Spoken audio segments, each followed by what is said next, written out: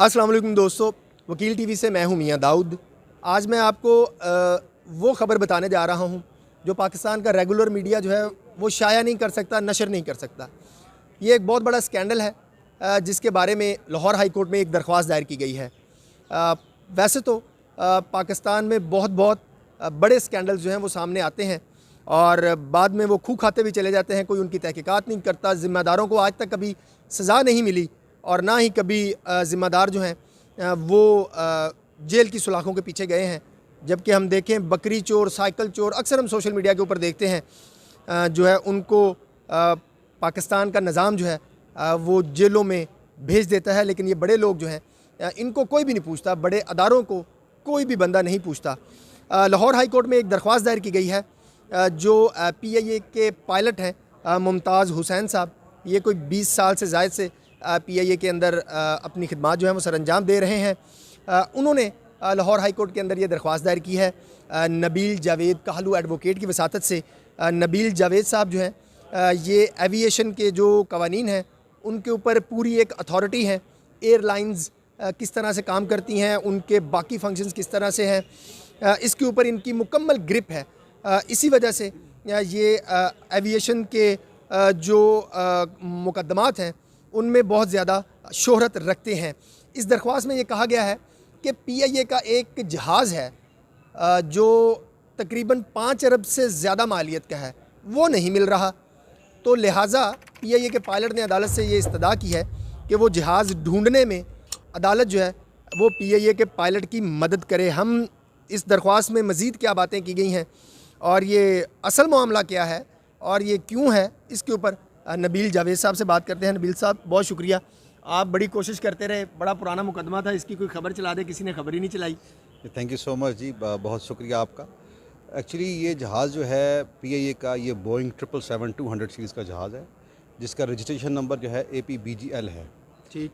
और ये जहाज़ जो है मार्केट में इस टाइम तकरीबन जो है $300 मिलियन की कीमत है। $300 मिलियन इसकी कीमत है जहाज़ की। अच्छा।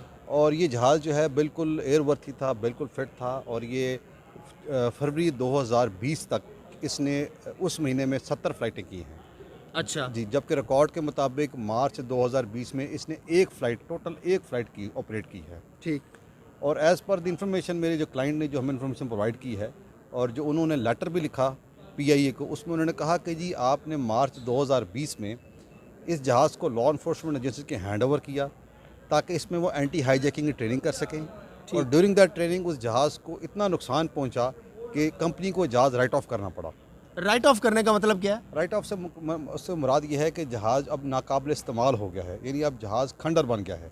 अब अच्छा। जहाज़ को ना उड़ा सकते हैं, ना रिपेयर कर सकते हैं, ना मेंटेन कर सकते हैं। अच्छा, ये 320 मिलियन $, जी, ये पाकिस्तान का कोई 5 अरब से ज़्यादा पैसे बनते हैं। जी बिल्कुल। 5 व्यूअर्स, ये एक अंदाज़ा है क्योंकि डॉलर का रेट आगे पीछे जा रहा है, तो जो नेट के ऊपर इस जहाज़ की हमें जो है वो कीमत पता चली वो कोई इतनी ही बनती है।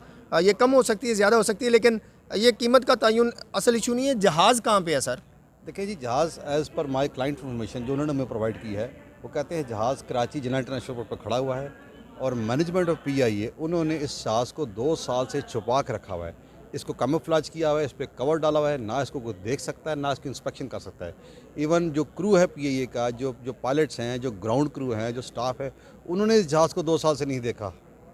अच्छा। ये जहाज़ को उन्होंने बिल्कुल गायब कर दिया हुआ है ज़मीन अच्छा, से। आपके क्लाइंट के मुताबिक क्या मकसद हो सकता है इस जहाज़ को छुपाने का? वो पड़ा तो वैसे ख़राब हो जाएगा। देखिए, मैंने पहले अर्ज़ किया कि उसने फरवरी 2020 में उसने 60 से 70 फ़्लाइटें की ऑपरेट की थी। मार्च 2020 में उसने एक फ़्लाइट ऑपरेट की। इसका मुराद फिर ये हुआ कि उस फ़्लाइट के बाद इस पर जो है एंटी हाईजैकिंग की ट्रेनिंग की गई और जिसमें वो डैमेज हो गया। जब जहाज़ डैमेज हो गया तो डेफिनेटली इंजीनियरिंग वालों ने उसको एयरवर्थी डिक्लेयर नहीं किया और उसको जहाज़ का ऑपरेशन सस्पेंड कर दिया और उसको इतना डैमेज जहाज़ को पहुंचा कि जहाज़ राइट ऑफ हो गया, जहाज़ बिल्कुल तबाह बर्बाद हो गया। अच्छा, ये हो सकता है कि वो एंटी हाईजैकिंग ट्रेनिंग के अलावा उसमें कोई ख़राबी आ गई हो, या ये आपके क्लाइंट की कन्फर्म इन्फॉर्मेशन है कि वो एंटी हाईजैकिंग के लिए ही इस्तेमाल हुआ है? देखें, इस किस्म का पहले भी वाक़या हो चुका है हमारी एविएशन हिस्ट्री में। इससे पहले हमारा एक PIA का जो है बोइंग 747 जो था 400 सीरीज़ का जहाज़, वो भी इसी तरह ही इनकी एक ट्रेनिंग के दौरान तबाह बर्बाद हो गया था। और वो जहाज़ जो है अभी ASF ने उसमें सिविल एविएशन के हेडक्वार्टर में खड़ा हुआ है वो जहाज़। अच्छा। वो भी जहाज़ इसी किस्म की ट्रेनिंग में तबाह हुआ था। तो ये तो हिस्ट्री दोबारा रिपीट हुई है, दोबारा एक जहाज़ को नुकसान पहुँचा दिया गया। तो मकसद क्या हो सकता है? उसको रिपेयर कर लें, उसको वैसे ही क्यों रखा हुआ है वैसे उन्होंने? सर, वो जहाज़ अनरिपेयरेबल होते हैं। अच्छा। जब जहाज़ राइट ऑफ हो जाता है, उसका मुराद है उसका स्ट्रक्चर इतना को डैमेज हो गया, उसको इतना नुकसान पहुंचाया गया कि जहाज़ अब अनरिपेयरेबल है, क्योंकि उसमें सेफ्टी इन्वॉल्व होती है। किसी भी ऐसे एयरक्राफ्ट में जिसका स्ट्रक्चर डैमेज होता है, वो अनवर्थी टू फ्लाई हो जाता है। अच्छा, आपके क्लाइंट के मुताबिक क्यों एविएशन हुकाम जो हैं वो उसको क्यों छुपा के रखेंगे? देखिए, इसकी रीज़न बहुत बड़ी ये है कि एज़ पर माई क्लाइंट उन्होंने जो पिटीशन फाइल की उसमें लिखा हुआ है, और उसमें क्लियर लिखा हुआ है कि इसका मकसद बेसिकली ये है कि चूँकि अब इन्होंने मैनेजमेंट ने तो एक जहाज़ को तबाह बर्बाद कर दिया, इसको ज़ाया कर दिया। अब वो डरते हैं कि किसी किस्म की कोई कार्रवाई इनके खिलाफ ना हो जाए, वो अच्छा। जहाज़ एक्सपोज ना हो जाए, मामला आगे ना आ जाए। लेकिन चूँकि जो हमारा क्लाइंट है वो PIA में एक बड़ा सीनियर पायलट है, उसने हिम्मत की, उसने पिटीशन फाइल की, जिसमें हमने ऑनरेबल हाई कोर्ट से यही दरख्वास्त की कि जनाब एक जो है वो $300 मिलियन का जहाज़ जो है वो एयरलाइन ने तबाह कर दिया है, उसकी इन्वेस्टिगेट किया जाए, वो जहाज़ कहाँ चला गया। क्योंकि ऑलरेडी एयरलाइन बड़े खसारे में है, और इस तरह एक जहाज़ को 2 साल से आपने ग्राउंड कर दिया, तबाह कर दिया, और उसके बाद उसकी अकाउंटेबिलिटी कोई नहीं है। तो मकसद बेसिकली मेरे क्लाइंट का ये है कि अकाउंटेबिलिटी क्रिएट की जाए, हर सतह पे की जाए। अकाउंटेबिलिटी क्रिएट की जाए, और इसमें कोई दूसरी नहीं राय कि इसमें हर शख्स जो है वो काबिल एहतसाब है। मैं भी काबिल एहतसाब हूँ। हर पाकिस्तानी अगर वो कानून की खिलाफ वर्जी करता है तो वो काबिल एहतसाब है। ये केस जो है वो लाहौर हाई कोर्ट के मिस्टर जस्टिस मोहम्मद तारिक नदीम साहब के सामने आया, और उन्होंने इस दरख्वास्त में वफाकी हुकूमत को, एविएशन हुकाम को जो है वो नोटिस जारी किए हैं, और उनको कहा है कि फ़ौरी तौर के ऊपर इस हवाले से अपना जवाब जमा करवाएं। मैं आपको बताता चलूँ कि मिस्टर जस्टिस मोहम्मद तारिक नदीम साहब जो हैं वो ना सिर्फ इंतहाई काबिल जज हैं, बल्कि वो बहुत दलेर जज भी हैं।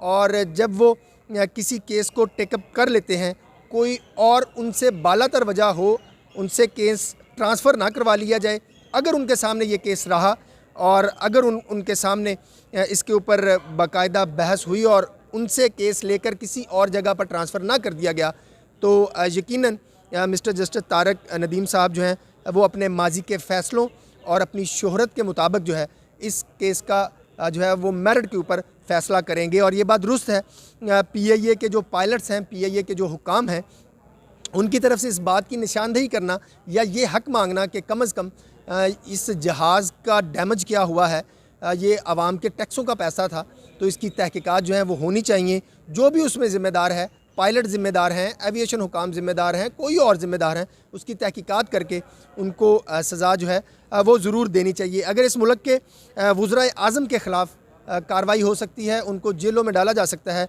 तो फिर जो सरकारी महकमे हैं उनके अफसरान के ख़िलाफ़ भी कार्रवाई जो है वो होनी चाहिए। इस वीडियो को ज़्यादा से ज़्यादा शेयर कीजिएगा, इस वीडियो के ऊपर ज़्यादा से ज़्यादा फ़ीडबैक दीजिएगा। वकील TV कोशिश करेगा कि इसी तरह की वो ख़बरें जो पाकिस्तान का मीडिया, पाकिस्तान के अखबारात नहीं नशर करते, नहीं शाया करते, वो आप तक फरहमी का सिलसिला जो है वो जारी रखे। अगली वीडियो तक के लिए इजाज़त दीजिए। पाकिस्तान जिंदाबाद।